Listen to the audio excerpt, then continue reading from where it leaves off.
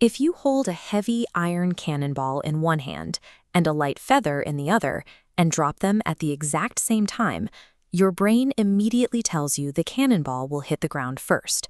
It is heavier, so it should fall faster. That persistent idea comes from Aristotle.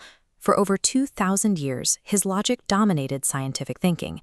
An object's weight directly dictates its speed during a fall. But in the late 16th century, Galileo Galilei imagined a scenario that broke that logic apart. He proposed taking that heavy cannonball and that light feather and tying them together with a string.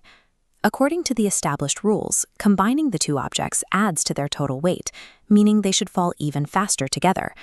But by that exact same logic, the lighter, slower feather should create drag and hold the cannonball back at the exact same time. An object cannot simultaneously speed up and slow down. The only way to resolve this contradiction is to accept that the original rule is broken. The mass of an object does not drive how fast it plummets to the ground.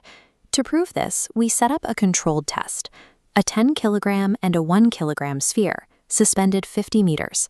Classical physics predicts the heavier sphere impacts first, perhaps 3.0 seconds versus 4.5. But when released, both hit simultaneously at exactly 3.2 seconds. Still, a glaring question remains. If mass truly has no effect on falling speed, why does a feather drifting in your living room objectively fall slower than a dropped set of keys? The answer is air resistance. Drag pushes back against falling objects based on their surface area and velocity. For a broad, incredibly light object like a feather, that upward drag force is massive compared to its tiny weight. The Earth's atmosphere acts like a thick fluid, constantly interfering with the objects moving through it. We have to completely strip away the environment to see the actual mechanics of gravity. If we move this experiment into a near vacuum chamber and drop the objects from 100 meters, we remove the air resistance entirely. Without air, a heavy object's stronger downward gravity pull, F equals mg, is perfectly opposed by its greater inertial resistance, F equals ma. Because both scale equally, the mass variables cancel completely, leaving only a constant acceleration, A equals g. This mathematical reality received its most spectacular physical validation in 1971. Astronaut David Scott stood on the moon, effectively a giant vacuum chamber. He held a 1.3 kilogram geological hammer in one hand and a falcon feather in the other.